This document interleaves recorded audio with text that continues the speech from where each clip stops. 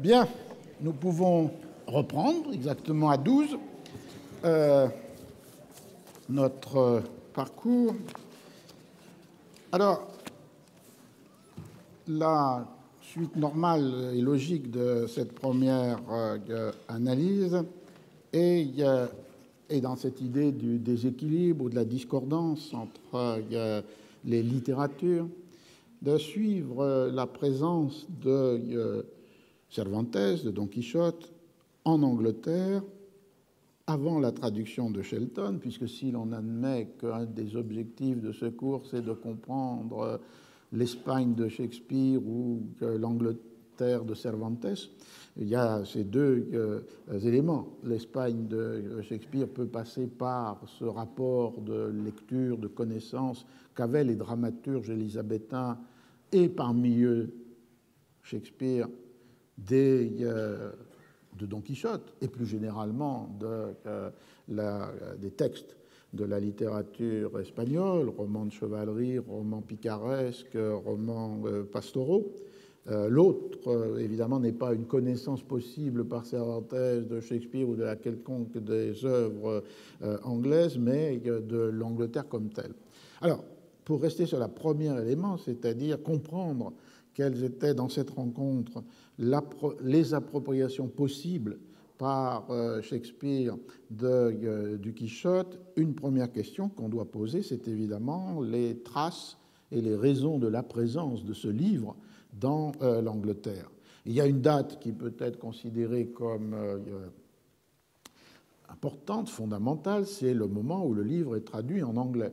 La traduction par Thomas Shelton en 1612, que d'ailleurs, curieusement, Burgess écrit « Il ne lut Don Quichotte, Shakespeare, qu'en 1611, année où parut la traduction de Shelton, ainsi que la Bible du roi Jacques. » C'est vrai pour la Bible du roi Jacques, mais ce n'est pas vrai pour Shelton. Ici, Burgess ou bien n'a pas vérifié ses fiches, ou bien a confondu le moment où le texte de la traduction de Shelton a été enregistré dans la communauté des libraires et imprimeurs, et qui effectivement est toujours quelques mois avant la publication, le moment où un éditeur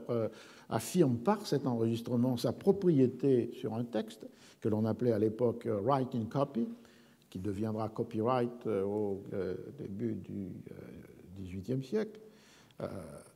et la date de parution, de publication, de circulation de la traduction de Shelton, qui est de 1612.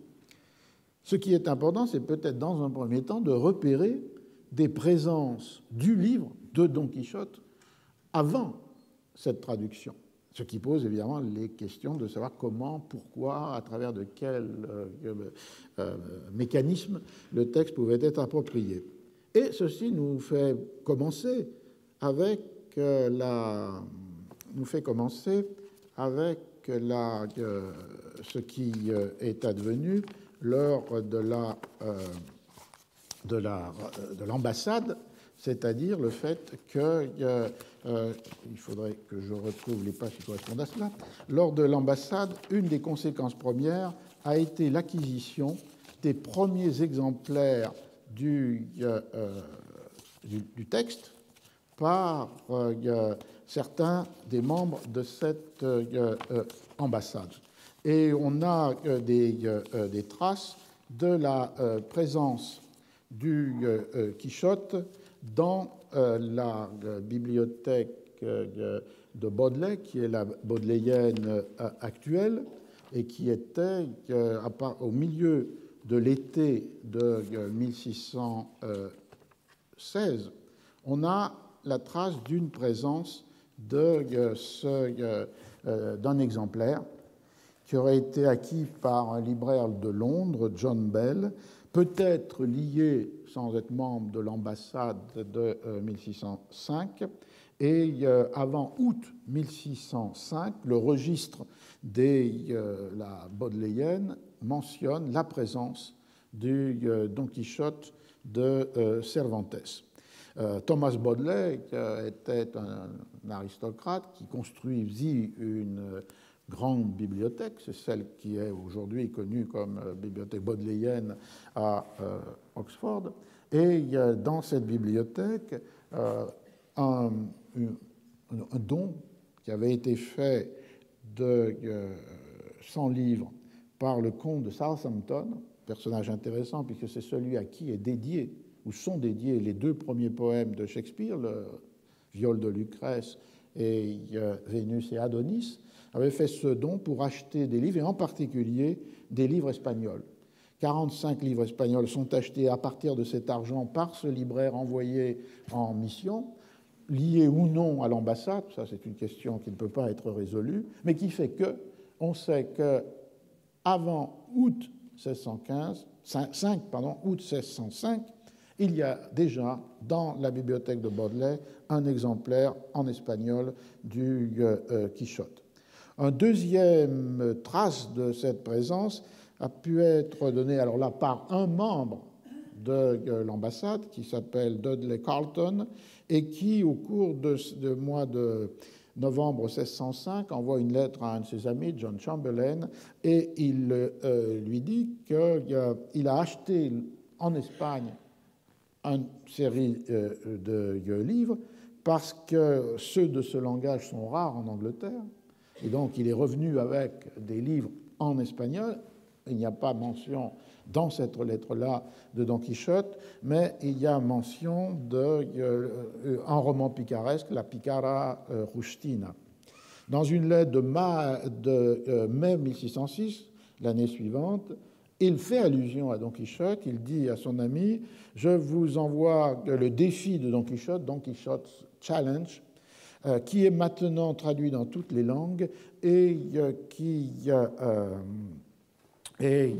envoyé dans le monde entier. C'est un texte un peu bizarre, d'abord parce que Don Quichotte en 1606 est traduit dans aucune langue, donc on ne voit pas pourquoi Carleton mentionne cette idée de which is translated into all languages.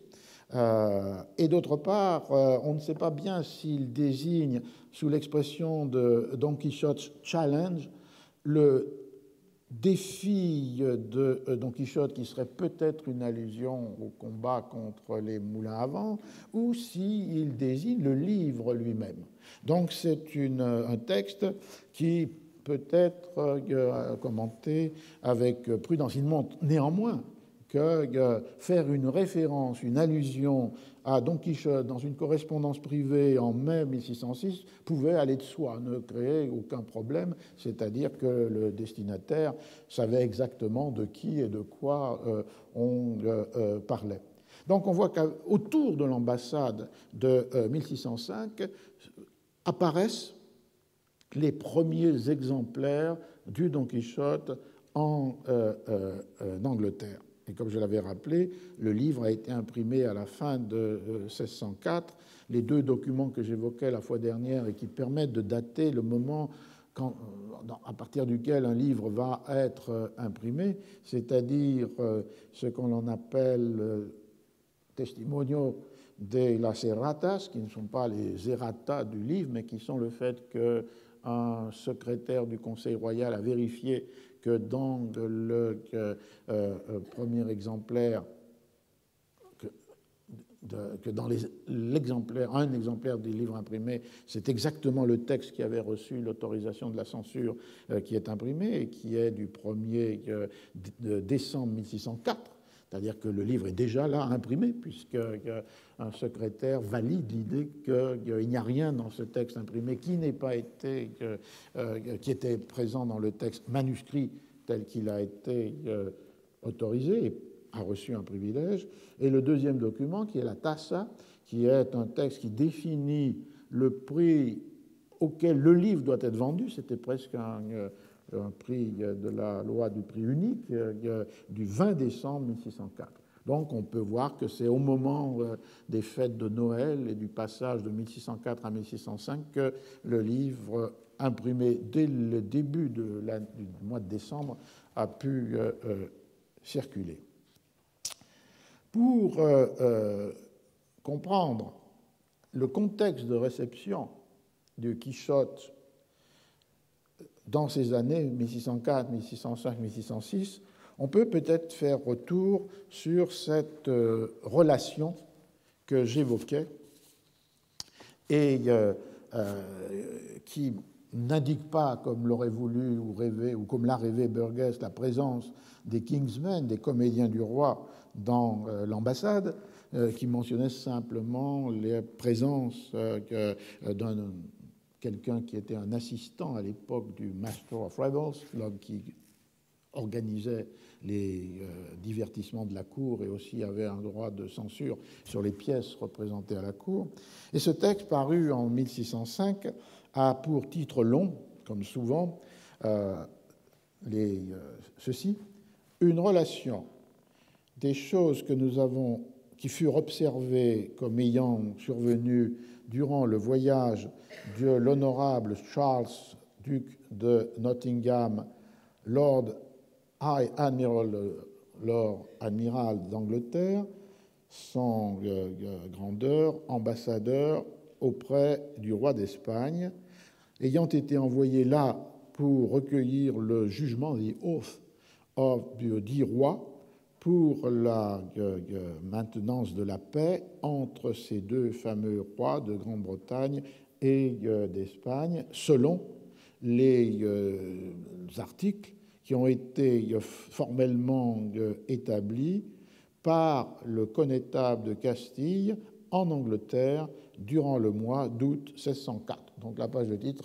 rapporte la totalité de cet événement diplomatique, l'ambassade espagnole avec le connétable de Castille en Angleterre en 1604 et l'envoi d'une ambassade anglaise en Espagne pour recueillir le serment du roi d'Espagne, Philippe III, sur ce texte des articles de la paix. Alors, cette relation définit assez bien ce contexte de réception, qui pourrait paraître surprenant, j'y reviendrai, si l'on sait l'hostilité puissante qui existait entre l'Angleterre et l'Espagne dans les années qui précédaient la paix, et qui n'était en rien un contexte de réception favorable pour ce qui venait d'Espagne, que ce soit des actions politiques ou que ce soit des textes littéraires. La situation a basculé avec cette paix de 1604-1605 et la relation qui est dit « set forth by authority », c'est-à-dire que c'est un texte officiel qui a été imprimé, set forth, composé typographiquement, par l'autorité, donc sous l'autorité. C'est un texte qui a un statut tout à fait de texte officiel. Et son but fondamental est de montrer que les Anglais qui ont voyagé, the journey, en Espagne, ont été l'objet de respect, d'attention, de munificence déployés par les Espagnols pour eux. Et dans le texte revient très souvent ce jeu sur les deux mots de care and charge. Le care, c'est l'attention, la civilité, le respect, et charge, c'est la dépense. Et le rapport entre l'attention portée aux Anglais et les dépenses faites pour leur présence, leur logement, mais aussi pour leur divertissement, est une constante dans ce texte de cette relation qui a une soixantaine de pages. Et à un moment, à la fin, ce care et cette charge, ce dépense, sont rapportés comme étant le contraire de ce qu'avaient pu être les prêches anti-anglais des clercs et des frères. Et donc vous vous souvenez, un écho passait dans le poème attribué à Góngora au début du texte de Burgess. Alors cette aménité et cette attention, en même temps que cette dépense, peuvent amener à une lecture de cette relation de différentes perspectives, non pas immédiatement pour notre problème, puisque ni Cervantes chez les Espagnols, ni Shakespeare chez les Anglais paraissent présents dans le moment de cette ambassade, mais parce qu'ils donnent une sorte de contexte plus général sur les relations existantes entre nations ou souverains. La première traduction de cette aménité, de ce soin, de ce care pour les Anglais, elle est donnée dans une série de gestes rituels. Dès leur arrivée par les bateaux, les 7 bateaux de l'ambassade à La Coruña, le port de Galice, mais surtout, elle est donnée par la réception qui est faite par le roi Philippe III de cet ambassadeur anglais qui est Nottingham, le Lord Admiral. Et cette réception est marquée dans un caractère singulier. C'est ce qui advient le 18 mai, calendrier julien de l'Angleterre, lorsque Nottingham lui-même est reçu par le roi. Je traduis le roi descendant depuis son trône, s'entretint avec His Lordship, qui est le mot employé toujours par la relation pour désigner l'ambassadeur anglais, Nottingham, avec le comportement le plus doux et le plus affable, lui demandant de s'asseoir à côté de lui et très près, very near, ce qui est une faveur spéciale, comme beaucoup l'ont observé, et qui les mêmes ont rapporté que c'était une chose qui jamais n'avait été faite pour aucun ambassadeur avant ce moment. Donc une distinction particulière et qui va se retrouver tout au fil de la relation sur le traitement, logement, approvisionnement fait aux Anglais. Il s'agit bien de montrer qu'il y a là un basculement d'une situation de relation entre Angleterre et Espagne. Le second trait qui est frappant à la lecture de cette relation, c'est ce qu'on pourrait appeler une diplomatie de la réciprocité. Récemment, les historiens se sont intéressés à la question d'histoire diplomatique, non pas à l'ancienne manière pour les contenus des traités ou pour les négociations politico-territoriales, mais pour la diplomatie comme une forme de rituel. Et ce qui apparaît très clairement dans cette relation, c'est que ce rituel suppose, non pas dans le cas du roi, mais dans les autres cas, une forme de réciprocité. On le voit à une mention à un moment donné à La Coruña, il est dit « les Espagnols se mêlant eux-mêmes avec les Anglais according to their degree », c'est-à-dire selon leurs états, selon leur rang. Et on a là, dans des sociétés d'État distingués, juridiquement, symboliquement, cérémoniellement, cette idée que les personnes de même rang peuvent intermingle, peuvent se mêler, mais à l'intérieur de cet échange égal. Un autre trait de cette réciprocité, il apparaît lorsque Nottingham est à Valladolid. Il ne se rend pas seulement à la cour du roi d'Espagne, mais il y a un balai incessant de visite des ambassadeurs. Les autres ambassadeurs lui rendent visite et lui rend visite aux autres ambassadeurs. Ou encore dans l'échange des présents, ce qui nous rapprocherait d'une idée du rituel. Le présent impliquant cette réciprocité. Le roi d'Angleterre a fait porter ou a fait accompagner l'ambassade d'une série de présents qui sont offerts par Nottingham le 24 juin au roi d'Angleterre. De quoi s'agit-il? 6 chevaux, 2 arcs, 4 fusils de chasse garnis d'or et un couple de chiens de chasse d'une extraordinaire, une extraordinaire goodness, excellent chien de chasse. Et on voit que la réciprocité, là, elle est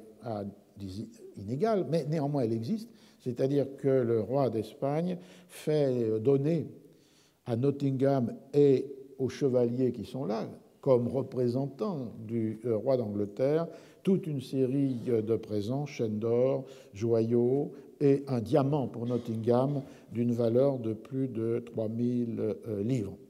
Donc on a cette ritualisation des relations diplomatiques en même temps qu'elles sont inscrites à l'intérieur d'un modèle social dans lequel l'égalité des rangs est la condition de l'échange. On a aussi une économie de la foi donnée, d'où l'importance du serment, puisque sur la page de titre et dans la réalité, le but de cette ambassade, c'est « to take the oath of the said king », recueillir le serment du roi qui va donner force, certaine force d'authenticité, voire de sacralité, aux articles du traité de paix. Et la description du moment du serment, c'est-à-dire le 30 mai de 1605, qui est le moment culminant, le climax de cette ambassade, est ainsi donné. Le roi siégeant sur son trône, his estate, Nottingham et l'ambassadeur qui va rester, lui, de manière permanente en Espagne, Ledger, furent placés sous sa main gauche, les grands et d'autres nobles espagnols étant assis de l'autre côté, 2 degrés plus bas. On voit qu'il y a une attention toujours méticuleuse à ce qui introduit de l'inégalité lorsque les rangs doivent l'être ou le sont. Devant le roi d'Espagne a été apportée une petite table sur laquelle il y avait une Bible et un crucifix. L'archevêque de Tolède a lu le serment avec une voix haute, suffisamment forte. À un moment de ce serment, Nottingham a pris les mains du roi entre les siennes. Le serment étant, le roi a ensuite juré ce serment en s'agenouillant et en posant sa main sur the book, la Bible. Et ensuite, il a souscrit aux articles et accords qui avaient été établis et conclus par les 2 rois. On voit donc ici, dans cette scène, qui a été écrite comme un tableau, pratiquement, le serment du roi d'Espagne sur la Bible et la réciprocité, l'échange, l'engagement, par le fait que Nottingham, qui est en fait la représentation du roi anglais absent, prend dans ses mains les mains du roi d'Espagne, ce qui est une autre forme rituelle de donner force au traité de paix. Mais ce qui nous intéresserait plus dans la perspective de cette analyse, c'est le fait que si c'est une diplomatie de la réciprocité, si c'est une diplomatie du rituel, si c'est une diplomatie de la foi ou du serment, de la foi donnée et du serment échangé, c'est aussi une diplomatie de l'entertainment, du divertissement, et donc du coup, allant de pair avec le divertissement, d'une diplomatie de la dépense pour celui qui reçoit. Et que la relation est rythmée par une série de descriptions de ces divertissements, moins intéressés d'ailleurs parfois par leur contenu que par la munificence de leur cadre. Je prends 3 exemples. Le 28 mai, dans le palais du Valido, du principal ministre de Philippe III, qui est le duc de Lerma, on a une représentation de théâtre. Et vous vous souvenez peut-être que la pièce n'est pas nommée dans la relation anglaise.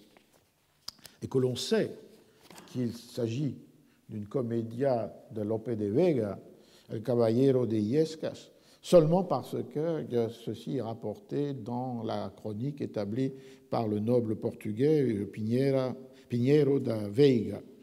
Donc, la relation anglaise ne s'intéresse guère à ce qui était le contenu de ce qu'elle appelle un interlude. En revanche, ce qui est décrit avec soin, c'est la munificence du lieu et la dépense qui a été faite pour la circonstance, c'est-à-dire une toile qui a été posée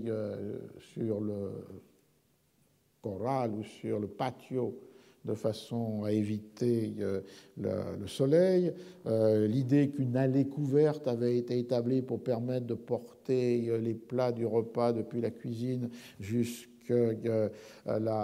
patio dans lequel ils étaient consommés sans qu'ils soient altérés. Des tapis de cuir qui sont sur l'ensemble sur le sol pour éviter la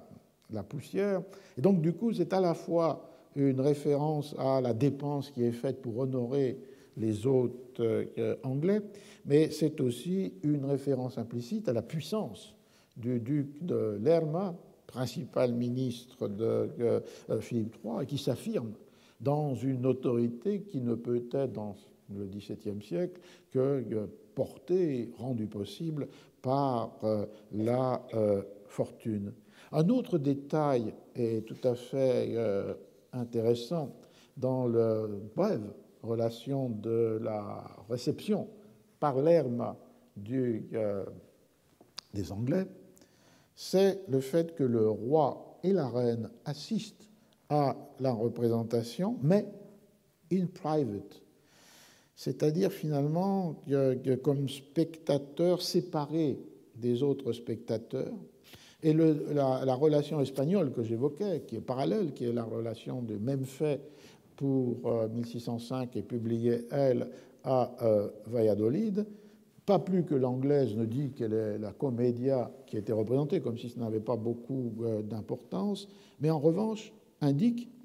ahí se representó una comedia, on représenta là une comédia qui fut reçue avec un général applauso y gusto, comme beaucoup de faveurs et d'applaudissements. Y los reyes la vieron desde una gelosía. Les rois l'ont vue depuis une jalousie, c'est-à-dire ce qui était en fait celosía, et qui étaient ces fenêtres faites pour voir sans pouvoir être vues. Et donc, du coup, que les rois et la reine, on ne sait s'ils participent d'autres moments de cette réception, en tous les cas sont là, mais comme cachés. Et c'est un autre thème très important, c'est-à-dire l'inaccessibilité ou l'invisibilité du souverain transformé comme une pratique politique. Ce qui est déjà marqué en ce moment du début du XVIIe siècle pour le roi d'Espagne, la tension qui peut exister entre des rituels publics qui donnent à voir le roi, et plus tard, on le verra participer à certaines des réjouissances, le jeu des cannes, les bals. Donc il y a une présence visible du roi, non seulement pour ceux qui sont les plus proches, mais parfois pour un public plus large, ce qui a pu être décrit en termes de rituels d'État, dans lesquels le roi, dans sa personne physique, corporelle, est rendu visible au sujet, et de l'autre côté, une préfiguration de ce qui pourra être plus tard le retrait du roi dans un privé qui le rend invisible, inaccessible, et qui multiplie les représentations en l'absence de son corps personnel, de son autorité politique. Et la monarchie espagnole du début du XVIIe siècle croise ces deux éléments avec l'importance des rituels publics, mais ici, par exemple, le fait que le roi est hors, soustrait au regard des autres. Et la trame plus générale, c'est évidemment la thèse qui a été défendue par un certain nombre d'historiens, en particulier américains, dans une école d'analyse qui se liait au grand texte de Kantorov avec les deux corps du roi, c'est-à-dire le passage de ces rituels d'État d'un roi visible à une société de cour d'un roi invisible ou invisible pour le plus grand nombre, et donc produisant les représentations qui le donnent à voir en son absence. Deuxième moment qu'on pourrait dire festif, plus complexe, plus ambigu, c'est le 30 mai, la procession du Corpus Christi, et qui d'ailleurs est le jour du serment du roi après la procession. Cette procession du Corpus Christi avait une importance très grande en Espagne, d'abord en rapport avec une piété focalisée sur le Saint-Sacrement, et d'autre part en rapport avec les spectacles multiples qui accompagnaient la procession du Corpus Christi, et en particulier les représentations des Autos Sacramentales, ces pièces chrétiennes qui étaient données à voir dans les villes mêmes sur des chars qui se mouvaient dans la ville. Ce qui fait que dans l'Espagne, on parle de la comédia ou des comédias avec les 3 C. Elles peuvent être données à la cour, corte. Elles peuvent être données dans les corrales, c'est-à-dire les théâtres ouverts qui ressemblent un peu, même beaucoup, aux amphithéâtres de Londres, et corpus, le moment du Corpus Christi dans lequel les représentations sont données. Il s'agit essentiellement d'autos sacramentales qui sont donnés dans la ville elle-même et avec cette formule des chars mobiles. Et donc c'est un moment particulier et les Anglais sont évidemment invités à participer, malgré la différence de religion, à cette fête du Corpus Christi. Et la description de la relation est très ambiguë ou complexe à déchiffrer, parce que sans doute elle décrit ce qui a été, mais en même temps elle est peut-être pas sans référence à un certain nombre de distances religieuses de ces protestants anglais par rapport à ce qu'est cette procession. Et plusieurs fois dans le texte, le narrateur, qui, je le rappelle, déclare avoir observé lui-même comme étant membre de l'ambassade, insiste sur l'idée de les cérémonies selon l'ordre de leur Église. Ceremonies according to the order of their church. Donc, il y a ce rapport de description et de distance. Alors, la description de la fête du Corpus Christi mêle, dans une grande intrication, des éléments qui appartiendraient à une culture profane et folklorique, voire carnavalesque, avec des éléments qui appartiennent à une culture de la chrétienté, enfin de la tradition du rituel chrétien, puisque la procession commence avec des géants, 3 hommes, 3 femmes et 2 maures avec un fifre, un pipeau et un tambour. Et immédiatement après cette entrée, quasi carnavalesque, les géants de carnaval, les 6 personnages, 3 hommes, 3 femmes, accompagnés de ceux qu'on va retrouver, c'est-à-dire des faux maures qui jouent une musique de tradition folklorique sur des instruments comme le pipeau ou le tambour, viennent immédiatement ensuite les pèlerins, les croix, 25 ou 26, dit le texte, des images des saints, Saint Jean, Saint Georges tuant le dragon, qui a dû être cher cette image aux Anglais, Saint Michel, Saint François, Saint André, Saint Dominique, Saint Martin, des images du Christ, de Marie-Madeleine, de Our Lady, de Marie, et aussi des reliques, qui étaient les reliques à la fois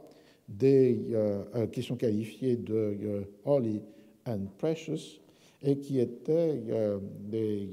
qu'on retrouvera plus loin, des reliques soit des églises, soit des monastères. Mais après cet ensemble, qui va des pèlerins aux reliques en passant par les croix, les images de saints ou les images du Christ, on retrouve l'élément folklorique, puis venaient des Morris Dancers. Alors la Morris Dance est une des danses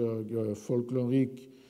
anglaises, d'ailleurs dont Shakespeare s'est souvent emparé dans ses pièces. Il y a une Morris Dance dans la fin de Peine d'amour perdu. Et l'étymologie est discutée de savoir si Morris venait de mauresque et donc était employé une origine supposée qui était celle des Maures, ou si cette étymologie est qu'on trouvait, l'essentiel était qu'il s'agissait d'une danse populaire où les personnages étaient masqués, une sorte de mascarade, et qui se liait à la célébration du printemps, généralement le 1er mai ou durant le mois de mai. Ici, le texte dit des Morris Dancers à la manière de gypsies, c'est-à-dire des bohémiens, et qui étaient accompagnés de bêtes avec des feux d'artifice, fireworks, et aussi des hommes sauvages et d'autres figures qui semblaient être reçues par les spectateurs, the people, avec admiration. On voit qu'est introduite sans doute dans la procession et en tout cas dans la relation cet épisode qui est déchiffré par l'auteur anglais comme une Morris Dance qui n'existe pas en tant que telle dans la tradition espagnole. C'est son regard qui lui fait assimiler ces danses peut-être par des personnages déguisés en bohémiens, accompagnés des tambours, accompagnés des petites flûtes, à ce qui est pour lui une référence, c'est-à-dire dans la tradition folklorique anglaise, avec des modalités différentes selon les régions, la présence des Morris Dancers, qui peuvent être deux, mais en général qui sont un groupe de danseurs, et c'est de cette manière-là qu'ils apparaissent dans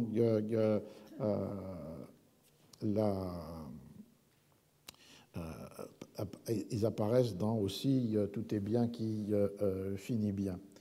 Ensuite, on retourne à la dimension chrétienne. Venaient les frères des ordres de Saint François avec leurs reliques et aussi des clercs avec leurs propres reliques, aussi les frères Augustins. Et ensuite, un certain nombre de membres du clergé avec des bougies ou des torches, puis le roi, puis les grands d'Espagne, et d'abord les grands d'Espagne, puis le roi, et suivant le roi,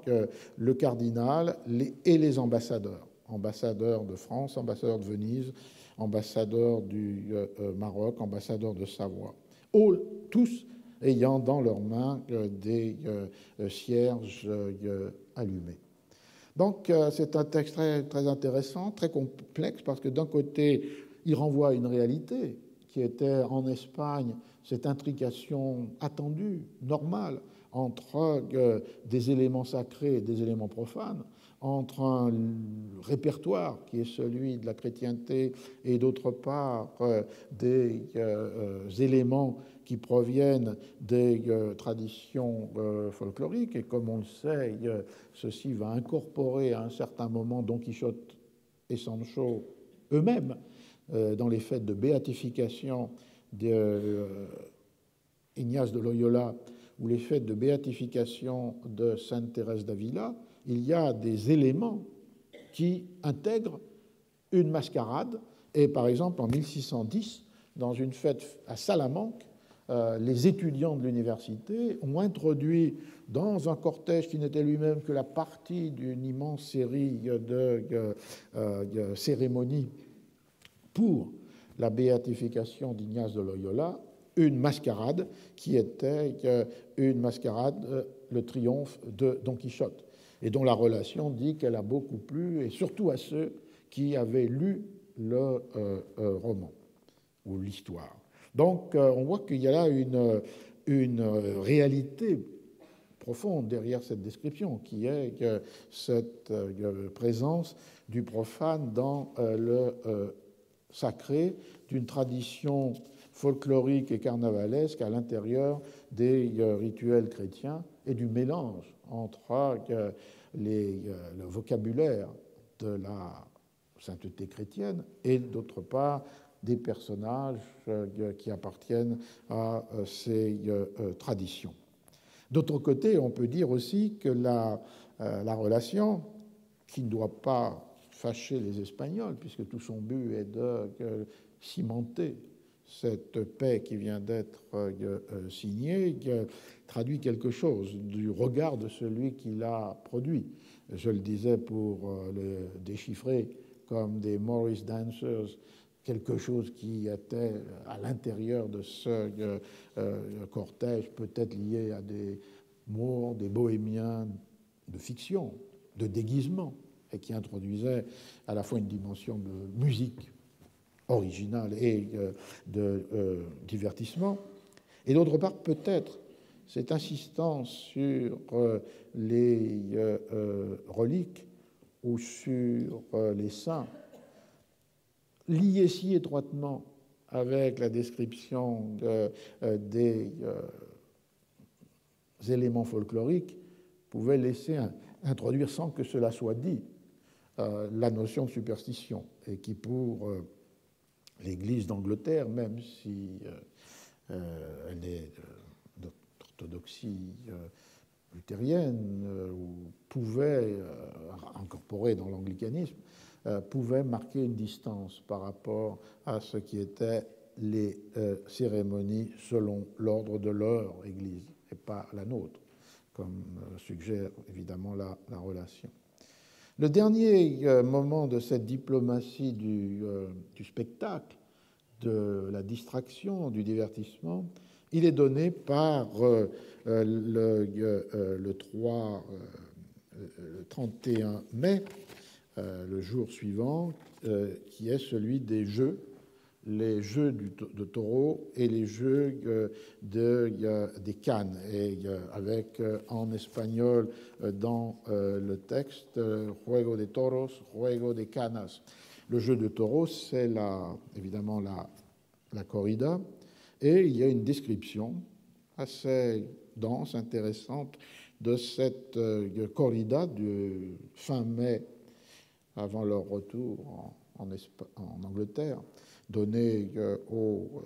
à l'ambassade anglaise, puisque la description dit que ce jour-là, 14 taureaux ont été tués, et de la manière suivante, par des chevaliers qui étaient armés soit de piques, soit de lances. Et le texte mentionne que les genets, qui est le mot rare, mais qui désignait en anglais du XVIe, XVIIe siècle les petits chevaux espagnols, G-E-2-N-E-T-S, étaient les victimes de cette corrida, beaucoup étant hurt and killed, blessés et tués. Et mentionne aussi le fait que certains des chevaliers avaient pu y laisser la vie. La relation dit, il paraissait que les plus courageux étaient ceux qui osaient affronter le taureau de face et s'en échappaient sans être touchés, mais certains n'échappèrent pas et il leur coûta la vie. But some escaped not well, for it cost them their lives. Donc il y a non seulement les chevaux qui sont tués, mais aussi un certain nombre de chevaliers, un jeu de taureau qui est aussi un jeu avec la mort. Et ce qui m'a frappé, c'est lorsqu'on lit la description du même événement dans la relation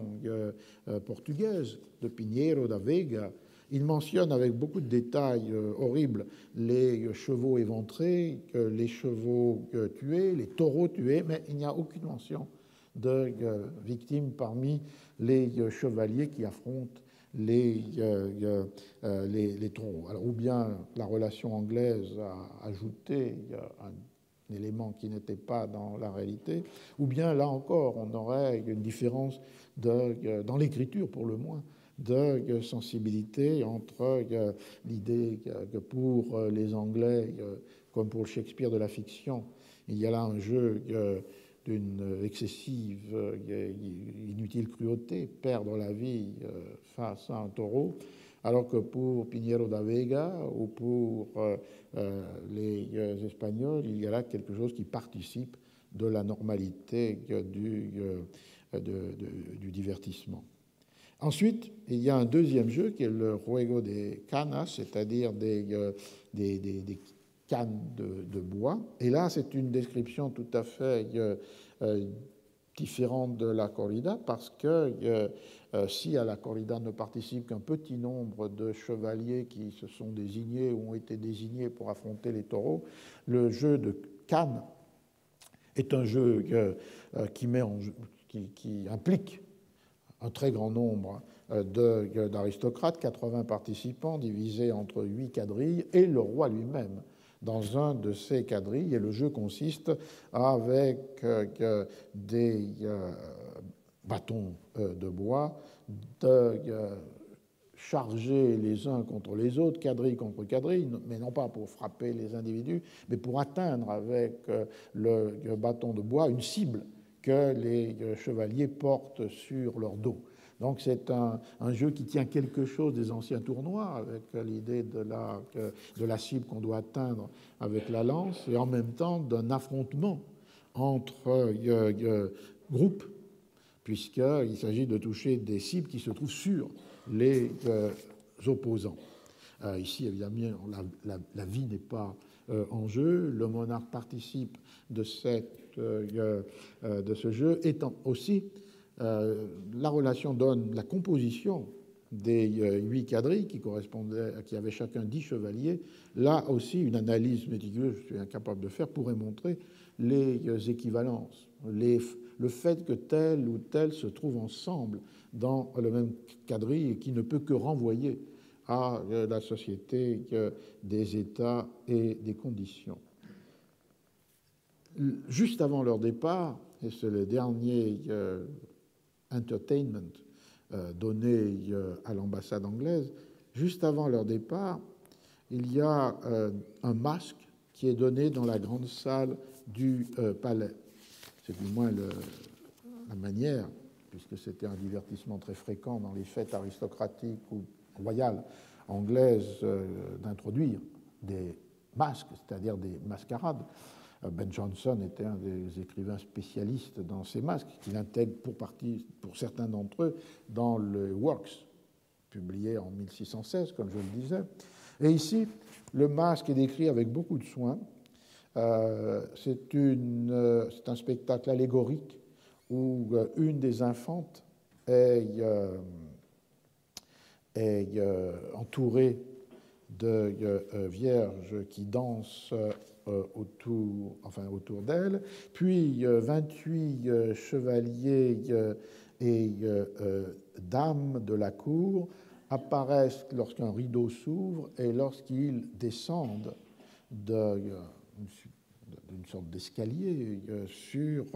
la scène elle-même. Et ce qui frappe la relation anglaise, c'est le fait qu'il y avait là tellement de torches et de looking glasses, de miroirs, que l'on avait l'impression d'être face à un nombre infini d'étoiles. Et ce masque qui veut honorer l'infante comme incarnation de la vertu, puisqu'elle a ses présences virginales autour d'elle, se termine par un bal, par une danse, où le roi et la reine sont parmi les danseurs et décrit comme ce que la relation appelle le calling dance, c'est-à-dire un danseur convie deux femmes, l'une est ramenée à son siège, l'autre danse avec lui, mais celle qui a été ramenée à son siège convie deux hommes, et le mécanisme se multiplie, et la relation insiste sur le fait que deux des aristocrates anglais ont été conviés à participer à cette danse. On voit donc,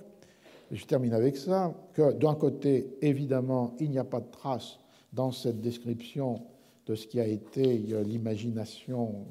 d'Anthony Burgess. Il n'y a pas de comédien anglais, il n'y a pas de représentation de théâtre des pièces de Shakespeare, et il n'y a pas de rencontre à Valladolid entre Shakespeare et Cervantes. D'un autre côté, l'analyse ou la lecture de cette relation, en dehors de son intérêt propre, c'est-à-dire de donner à voir dans l'écrit les mécanismes, les dispositifs de la diplomatie de style ancien, permettent de mieux comprendre ce qui sera l'objet de ce troisième cours la semaine prochaine, c'est-à-dire l'horizon de réception, l'horizon d'attente des lecteurs ou des élites anglaises par rapport à Don Quichotte, puisque cette relation montre que l'on est devant le désir d'un basculement du côté non seulement de la paix, mais des échanges d'ambassades, échanges d'ambassadeurs.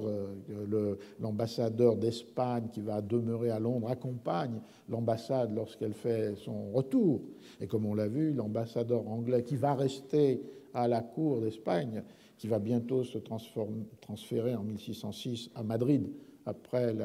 les quelques années passées à Valladolid, accompagnait l'ambassade lors de son voyage. On a vu l'échange des présents. On est donc dans une situation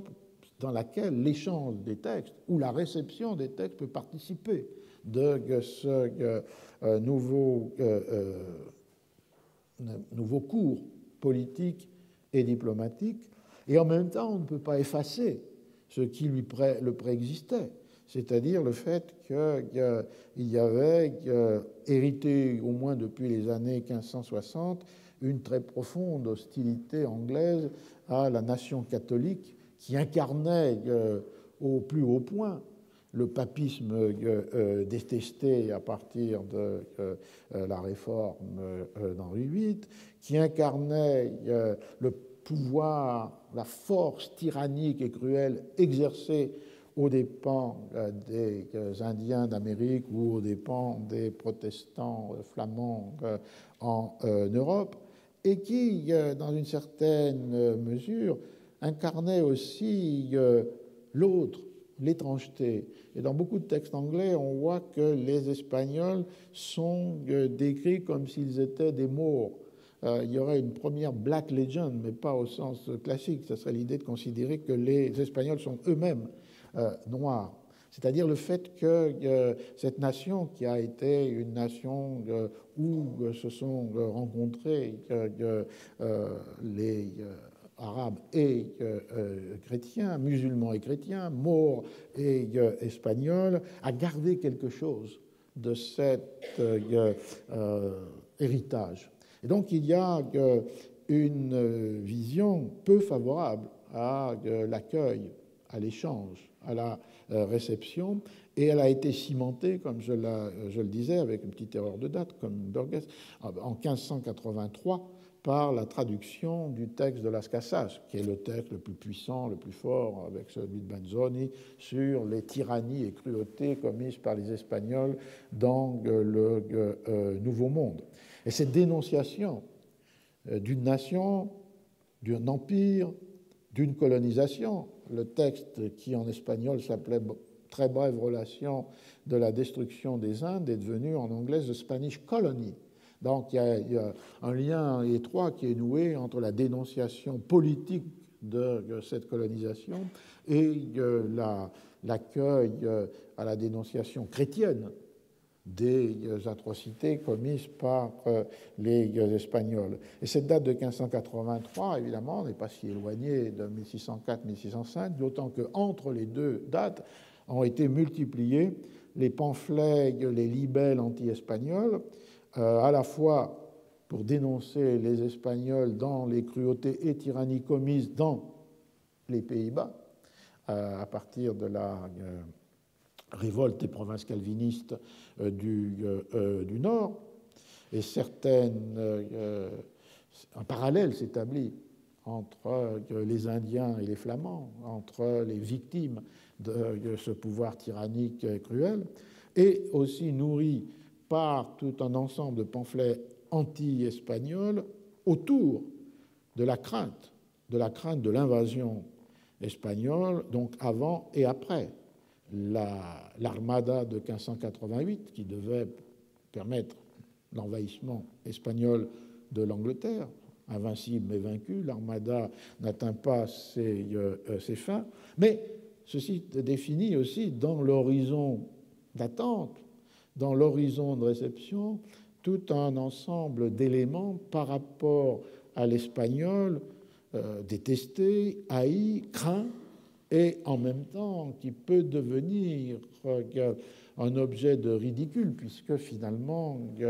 ces vues, ces dessins n'ont pas été accomplis. Et donc je pense que c'est sur cette tension, dans le temps très court des années 1604-1605 et jusqu'à la traduction de Shelton de 1612, qu'on doit comprendre la réception de